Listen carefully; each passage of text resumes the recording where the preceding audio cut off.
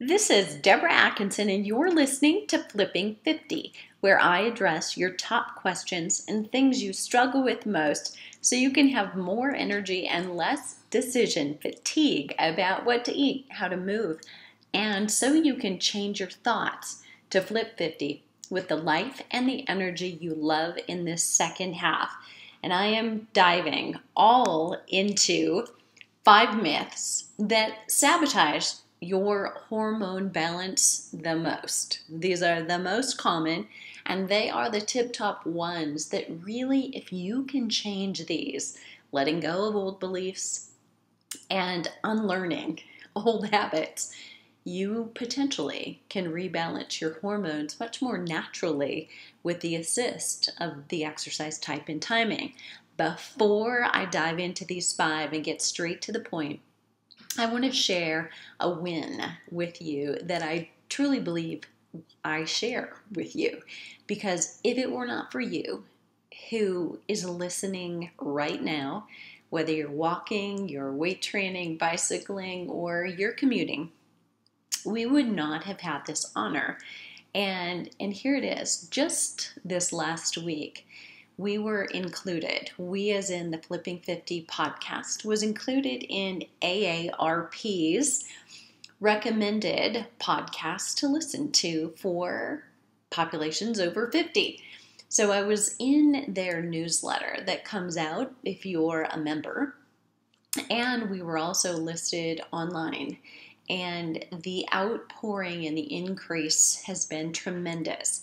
And the reason that's so exciting for me, and I'm hoping for you, is that if you're here because I'm whispering in your ear that aging does not have to be the way it used to be, does not have to be something you accept as this is the only answer just because it's the only thing we've seen, because of all the research that's suggesting and giving us more hope that there's a different way to do it, and we're going to raise the bar. What I hope is this means for you too that we have more people to surround ourselves with who believe the same thing, who want a different method, a different path, a different GPS. So there's one thing that I'm going to ask of you, and that is that you would share any episode that adds value for you. If you shared it with just one more person, that would help us grow the reach, surround ourselves with people who want to have the conversation about what else we could be doing or what we need to stop doing. And with that, I'm going to launch right into content. So I suggest there are 5 of these biggest myths, and I'm going to actually state them in the way they come to me. They come to me in either an email, in writing and text, or they'll come to me in a statement. Often on a consultation with somebody I'm just meeting, sometimes in a coaching session with someone who's a fairly recent client, but not always, because it takes a while to dislodge some of our old habits and beliefs. So the first one is this statement, and it is, I've always been told weight training should be done 3 days a week. And that usually happens after they've read something where I've suggested that it's actually twice a week that can be most optimal for adults over 50. So twice a week is wise. 3 times a week for over adults can be both over and underkill. Let me explain. Number 1, overkill, in that you may not be allowing yourself the optimal recovery in order to achieve optimal fitness. Imagine yourself doing a Monday, Wednesday, Friday strength training schedule. If you know this, and whether you believe it or not, it's true. We know this for a fact. This is not my personal opinion. Fitness happens between sessions. Exercise provides the opportunity for fitness, but exercise in itself is a breakdown activity. So you've got to have the rest time and the recovery that is not just rest, but it's also de-stressing. It's also getting in the right nutrition and hydration, and the queen of rest and recovery, sleep. That's what helps you become more fit. So it's really important that you allow that. Now, if you're an older adult, what we know is that you need potentially more recovery. When we used to say the minimum is 48 hours. So if you do strength training on Monday, you should not do strength training again until Wednesday. You should not be strength training every day. I'm not going to go on to the nuances about, okay, what if I did upper body and then lower body and then upper body alternating days? Because here's a quick fact about that. If you want to boost your metabolism most, you're going to do a full body routine coming to fatigue. And that's not actually combination exercises. This is not going from a squat to a shoulder press. It's actually fatiguing in the exercise, the compound exercise using multiple joints that you need to get to, okay?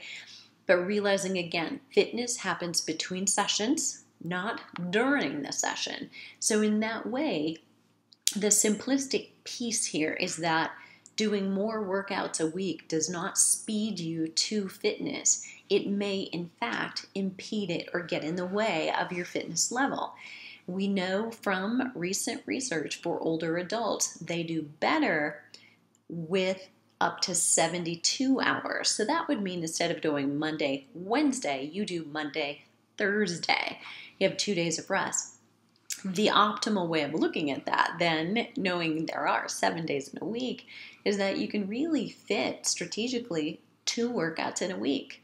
Or, I wrote about this in You Still Got It, Girl, putting your workout week on a 9-day schedule. We're also tied from school, from work, to a 7-day-a-week schedule, 5 days being unique, 2 days on the bookends, right? But really to be able to do Monday, and then Thursday, and then Sunday, and then the days of the week will change if you rotate that correctly. It's more of a 9-day schedule, and then you start those 9 days again. You could do it that way, but for a lot of people, staying in that 7-day-a-week habit is that mentality would be easier followed going, say, Monday or Thursday. Maybe for you it's Tuesday or Friday or so on, but you get the idea. I want to give you the underkill portion of this one, right?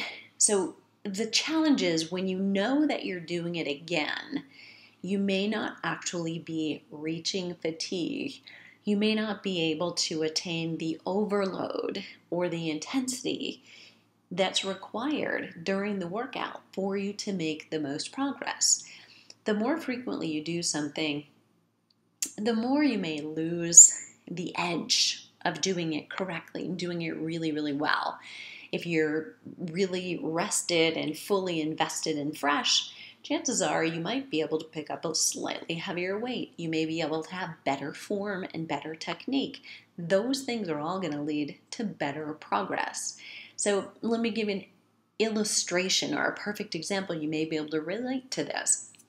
And this has been true for the 34 years I've been in the fitness industry, training older adults when I first started in the university exercise clinic, where our clients were, our guinea pigs were faculty, staff, retired faculty, and community members, but probably 60, maybe 70% of them were 50 and older. So working with older adults even then. And young adults and students right beside me as my peers, we were taught, 3 sets of 10 was really kind of where almost everybody started. Well, fast forward 34 years, a lot of people are still doing that, still teaching it, still demonstrating it. And the problem is we're not fatiguing at 10. We're, finishing. We stop because we reached 10. But it's not because we were tired or had overloaded the muscle. And that's the difference between making progress. There may be some of you listening, you maybe have arthritis or you have joint concerns or prior injuries. Maybe you shouldn't be lifting heavy enough to fatigue at 10, but potentially then you should be lifting a weight you could do 15 or 20 times to fatigue, which would be a little less stress on the joint, but still given some stress of appropriate kind to the muscle. So that's the demonstration. So no, weight training does not need to be done 3 days a week. Twice a week can actually get you far better results and boost your metabolism better when you have all the effort and the freshness to put into it. Myth number 2, the best time of day to exercise is whenever you'll do it. Now, famous quote, I've said it myself, but this is 2018, so I haven't said it lately because I focus on you, the listener. If you are a female approaching 50 or you've turned the corner on 50, meaning even past 60 or past 70, the best time of the day may be dependent on hormones, hormone balance or imbalance that may be going on for you. So your hormone balance may dictate that working with your hormones and their nature, exercising your high intensity early and doing more calming exercises later in the day will support you best. And specifically, if you know right now, if I said 0 to 10 is the scale, what's your stress level? Immediately, don't overthink it. What's that number? If you're a 7, 8, 9, or a 10, and definitely if you're an 11, call me. Let's do a consult. But you need most likely to work with your cortisol. You may be someone who you use exercise as a way to negate your stress. And so if I say, exercise less, that would drive you right up the wall and right out the door, and you wouldn't listen, right? Fingers stuck in your ears. I can't hear you, right? I get that. However, exercising shorter, higher intensity, and really getting focused and purposeful with every second, every 30 seconds, every minute that you're spending on the exercise can actually help you negate that cortisol, not have it elevate further because of the exercise. Because the truth is your body doesn't care whether you're stressed because of work, finances, a relationship, your children, or because of exercise. It's all the same. And so anything you do that is contributing to it, including exercise that's of too high intensity too often, that's too long too often, or that's both, the worst possible, too long and too high intensity, will be elevating your cortisol level until it can't. So here's the flip side. If you are someone who wakes up struggling, actually, to wake up and feel refreshed, in fact, you don't, you feel like you're hungover without ever having had the fun, that is probably a signal that exercise in the morning of high intensity is not going to be your jam, and you're going to be okay with that. So, in fact, if I said you need to do interval training early in the morning, you would probably not be able to comply as much as you wanted to. You wouldn't be able to do it. And here's why. You don't have that high cortisol level anymore because you've burnt that out. It's done. And you're kind of tipping the scale more into adrenal fatigue. And the best way to support adrenal fatigue with exercise is not to. In fact, to do more restorative types of activities, not necessarily quote unquote exercise, but restorative yoga. And if you're not familiar with that, that is propped up on the floor by pillows in positions that allow your body to be stretched by gravity, not even pushing or stretching on your own.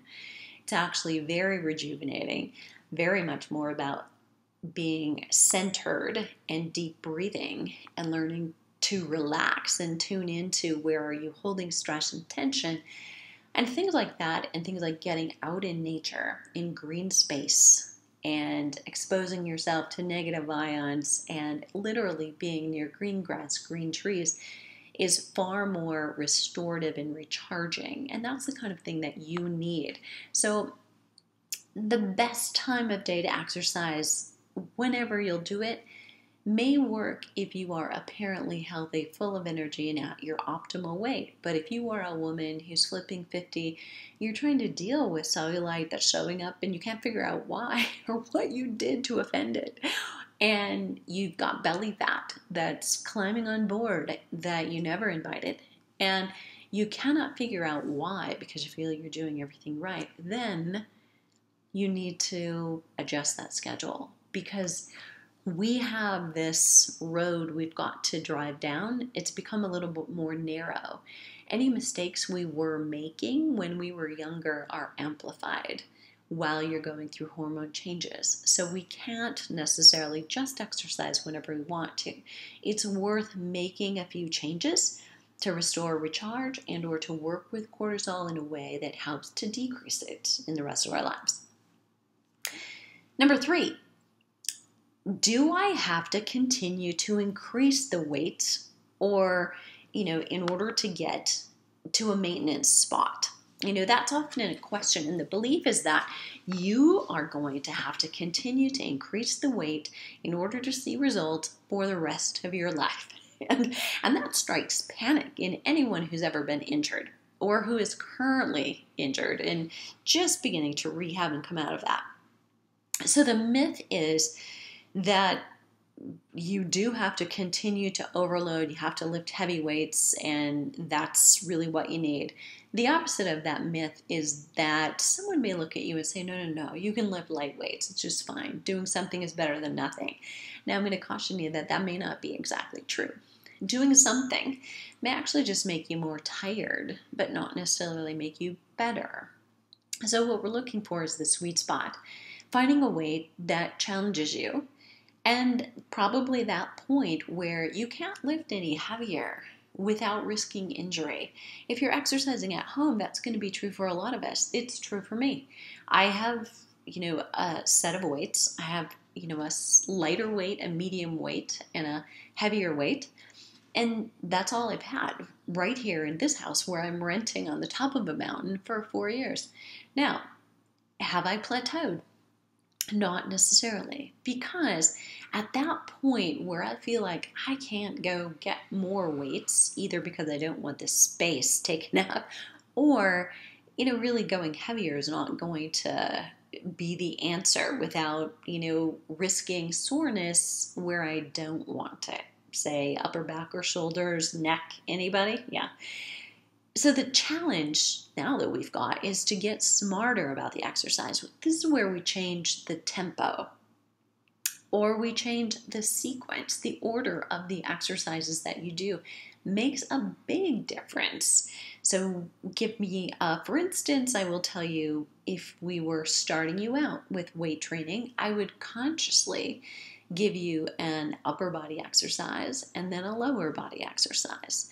And then we potentially do a core exercise, or we'd come back again to upper body and lower body and alternate that way, because it gives the other part of your body a little bit of a rest in recovery, and you're going to have better form when you do that.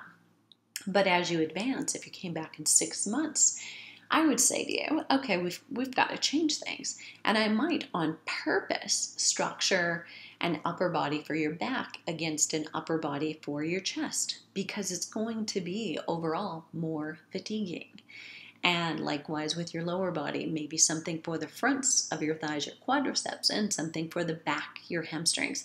Alternating those in changing sequence has everything to do with fatigue.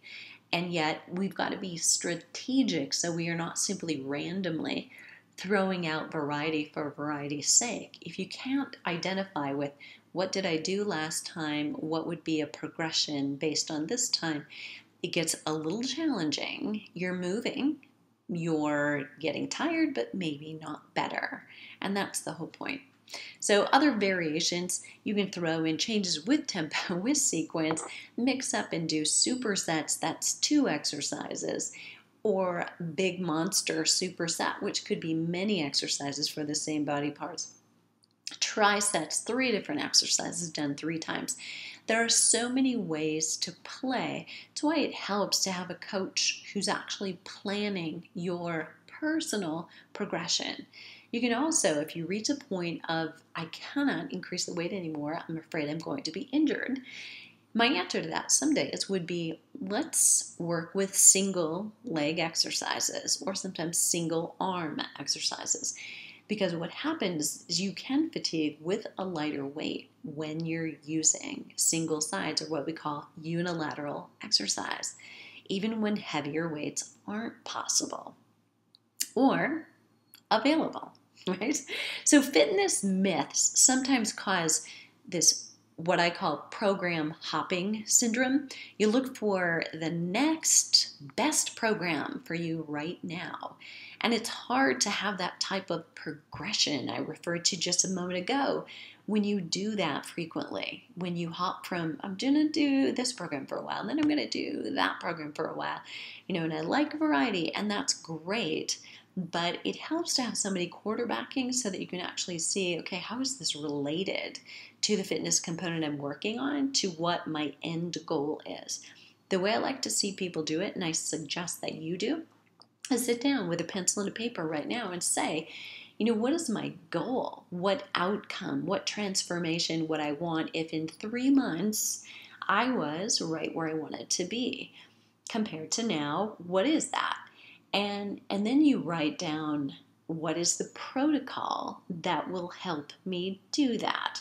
So if it is weight loss, if it is fat loss, if it is I need to increase my bone density, if it is I need to increase my balance, or I need to increase or improve my golf game. Maybe that's a decrease, right? My score. But whatever that outcome is, now what's the protocol to do that? Now that answer you may not have. That, though, is why if you've simply jumped program to program and the protocol wasn't specifically tied to the outcome based on where you are, you may not be at the spot you want to right now. This is where there's value in a coach or a trainer, specialist who works with you and your body type and your outcome goal so that they can connect the dots between here's where you are, here's where you want to be, what's next, and what's after that, and then what's next, and gives you the criteria for improving. That's the truth about progression. You can make lateral moves when you program hop from one thing to the next, but it's hard to climb up to the next step. The fourth myth I want to share with you is protein needs increase with activity and decrease with age. And there's a second statement that goes with this. High protein diets are for bodybuilders and are hard on kidneys. So this is a mouthful, right? But this myth kind of syndrome here around protein and protein needs are pretty much like wildfire among adults over 50. We either have embraced that there is a greater protein need, or we are shunning it and we're fearful of it, and or we associate eating more calories, more protein as more calories with more weight. All falsities, all myths that it's time to flush, okay? So first, I want to emphasize this. Protein increases are not necessarily high protein just because it's higher than what you've been taking in. And within the last few days, I've had this conversation with a client of mine who is super intelligent and, in all ways. And yet her habitual diet has been inadequate in terms of protein intake. So changing feels very much like it's a quote-unquote high protein diet. So I want you to, ask yourself that question I'm asking, a rhetorical question of you, to engage in whether that might be true. The next piece of this to consider is your need for protein as an older adult changes, or you could say your need for protein changes throughout your lifetime. Think about a developing baby, in the first year, what are their protein needs and the amount of calories and the frequency with which they need to eat, and likewise for a toddler, for an 8-year-old, for an 18-year-old, there's many changes we go through, and this is no different. So as an older adult, we've started to lose muscle mass easier than we gain it. Not that you have, and not that we have to, but it does become easier after the age of 30. Muscle mass peaks at about 25. So some of us, we can coast. We're extremely active. We've got balanced hormones, and they're governing our metabolism. But when we go through perimenopause, menopause, and postmenopause, our hormones shift. And this is true for men and women. And so our metabolism, body composition, that means your percent fat to your percent muscle, is no longer really controlled by hormones, but it's controlled by protein. So if you're getting enough protein, and whether that be adequate right now for you or not, that will determine how well your body ages and whether you're maintaining your lean muscle both for energy, stability, stamina as you age, and or right now, your body composition, the way your clothes are fitting, whether you can fit into those favorite clothes in the back of the closet or not. So something to consider, your protein needs changing, potentially because we don't synthesize protein as well. You don't do it as well today as you did when you were 20 or when you were 30, but you can overcome it. And what I mean by synthesize, just to backtrack and be sure you're following, is that you don't have the ability to use and process protein that you eat for the use of your muscles, for the repair and the rebuilding of the muscle. That really is key and associated with what protein does, but it does so much more. It also helps with bones, and we're seeing more and more research really point at that. And everywhere we look, whether it's bone density, it's, avoiding frailty, or it's avoiding disease, it's becoming not just this one micronutrient or this one macronutrient like protein or fat. It becomes that we're seeing it's everything. You have to eat a balanced diet. You have to eat the most micronutrient dense foods. You have to be able to take in all the micronutrients. So if you're cutting out entire food groups, somewhere you've got to account for that in order to be a really healthy adult. And as we get older, we're more conscious and concerned about what about in 10 years or 20 years or 30 years, what will be true of me based on what I do now. So you don't synthesize protein as well as you did. You can overcome it, and the way to overcome it is by changing the amount, the type, and the timing of the protein that you take in. In the show notes for today, I'm going to be sharing an upcoming podcast. So I won't share it yet, but it is coming. I've done a recent interview with Dr. Gabrielle Lyon, and I will point to that podcast here when we release that. So if you're hearing this one first, you can go and listen to that one, because she and I talk very much about muscle being the organ of longevity.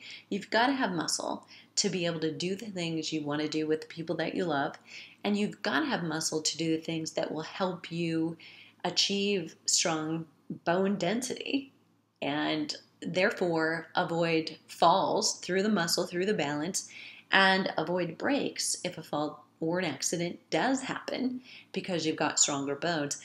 And there's so many things we're talking about here, right, that are more disease-based, more fear-based. But let's talk about the benefit of having more muscle.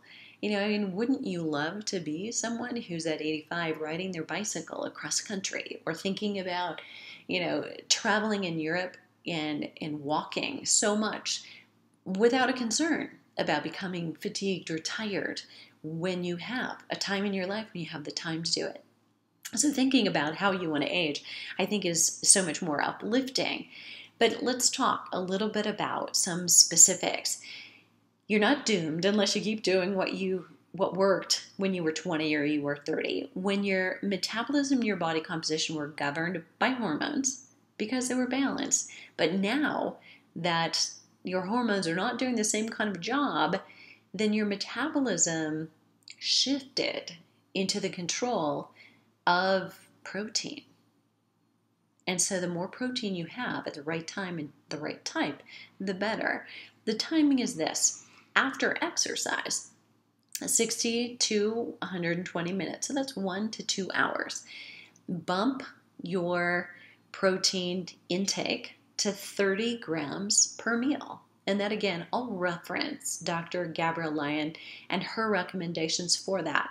I've always said 20 to 30 grams based on research done from the University of Texas Medical Branch starting in about 2008, when they became much more widely published. And you need more, is what you need to remember, higher in that range if you're sedentary and less if you're active. Because like flexing any muscle, you get stronger.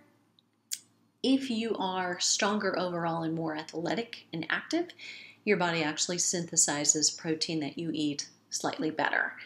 In regard to recovery for slow gainers, that is, those of you listening, I know you're out there who actually, you don't have any weight to lose, but you feel like you're losing muscle, you don't have tone, you can't put it on, you need even more protein. Probably 35 to 40 grams, certainly post-exercise. And that's been shown to boost lean tissue and lean muscle repair, so that 70-year-old men had results comparable to what happens in 20-year-olds after exercise or as a result of it. It was all about, the exercise was comparable, each reaching fatigue at the same intensity, doing the same amount of work, but the older adults required twice as much protein intake afterward as the younger ones in order to reap the reward. But then that levels the playing field. So there are ways to do it and make it happen. And realizing that if you're losing muscle, you are gaining fat, even if your fat content doesn't change, but it's by default, right? If you weigh 140 pounds and you lose 3 pounds of muscle mass, your percent body fat, if your weight stays the same, has gone up, right? The fifth fitness myth: I exercise all the time, I'm doing more and I'm working harder and I cannot lose the weight. And this is a common belief, and the myth in this statement is more exercise equals more weight loss. That is a fallacy. So what we know for sure for women who are in that hormone charged, changed period, and often for older adults as well, so it continues, realize that, the biggest hormone push is probably right around that pivotal point of 50. However, you're still flipping 50 after 60. You're still flipping 50 after 70. It's that entire second 50 that we're talking about. So what's happening potentially is still, if you're doing more and more exercise, you may be risking adrenal fatigue. That's still a thing in your 60s, believe it or not. If you spike cortisol and you flirt with adrenal fatigue, whether with long endurance exercise, high intensity exercise too frequently, or both put together, your efforts will backfire. In fact, you may gain weight and belly fat. Less exercise, like restorative yoga or walking, can actually help you drop weight, even though it's not associated with more calories burned. And I get probably 5 emails or flipping 50 TV applications a week from women who share a statement like this, literally almost verbatim. I exercise all the time and I'm doing more, I'm working harder, and I still can't lose weight. And what they don't realize, what maybe you don't realize if you could be saying this statement to me, is that's exactly why you're not losing the weight. You're causing the problem unintentionally and with all the best intentions, in fact. It's quite unintuitive, but this is the one, and it's the probably most common of fitness myths among women who are over 50, raised by that generation of parents who told us the harder we work, the better results we will get. We've taken it to heart, and we need to back off and begin to listen, use our intuition just a little bit more. And those are my 5 for today. Just a quick recap. These 5 biggest myths. I've always been told weight training should be done 3 days a week. Ideally, I'm going to suggest to you, if you've been doing that, not seeing progress, or you're starting out, start with 2 and make them count. Second one is the best time of day to exercise is whenever you'll do it. There's a small bit of truth to that, but if you are really finding yourself skewed and, pardon my French, screwed by your hormones right now, if cortisol is revving you up and it's constantly there and making you feel anxious, try to do short, high-intensity work early. And if you're exhausted, even when you wake up in the morning never feeling fresh, try to leave that high-intensity and longer duration exercise in your future somewhere. It'll be there. It'll be back. But for now, practice restorative yoga at the time of day when it feels best, and potentially later afternoon or evening as a transition is great. The third one was, do I have to continue to increase weight, or thinking you do in order to make progress? No, but start playing intelligently with tempo and sequence and variations that move you up the ladder, not just sideways. And the fourth one was that your protein needs only increase with activity and they decrease with age. You really don't need much if you're trying to watch your weight. Could not be further from the truth. And I want to put this one to bed right now, that more protein is not hard on kidneys. There's no research to show that it is. In fact, in my interview coming up with Dr. Gabrielle Lyon, so I've teased that so much, you can't wait. But there's actually some proof that it improves kidney function. And unless you have an existing renal disorder, then you should be absolutely fine. But check with your doctor if you're concerned. The fifth one was, I exercise all the time, and that more exercise equals more weight loss. And again, couldn't be further from the truth. You actually need to do less exercise, just as long as it has more purpose than it ever has before. And probably eat more, as long as it, too, what it is you're eating has more purpose. This, as we're releasing live in the month of May, is Arthritis Awareness Month. And coincidentally, really coincidentally, we're releasing the knee-friendly 5-day flip. I have so many subscribers who write in and tell me they would love to be able to do the exercise, but they can't do squats or lunges. What else can they do? So finally, I've actually delivered it into a program, just a very brief, short 5-day flip. And with that program, I'm giving or including inflammation reducing and inflammation causing scorecard, so you can see what else you can do around the clock and in the kitchen to help reduce inflammation and joint pain.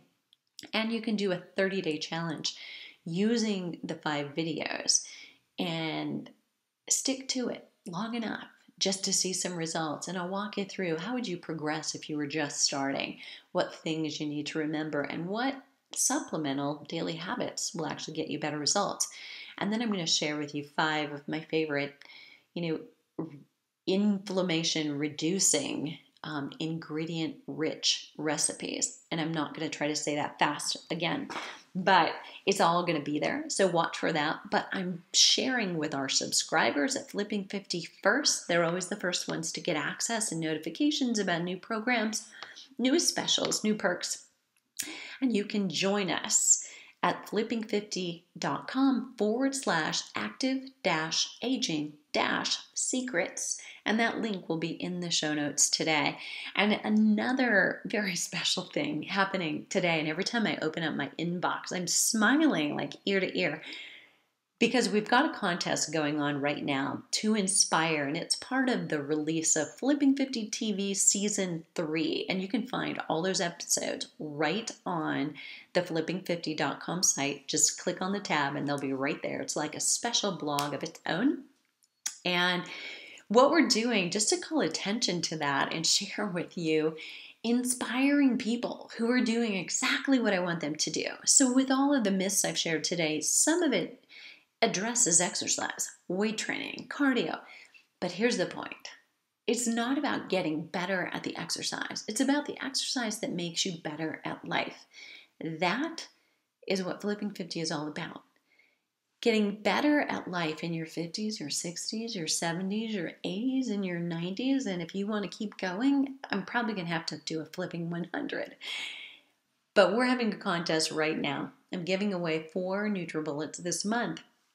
And you are eligible for the contest by sending me a picture of you doing something inspiring. So let me give you a few examples. What I'll need is for you to subscribe. It's for subscribers only, so you can start now and get in on the contest.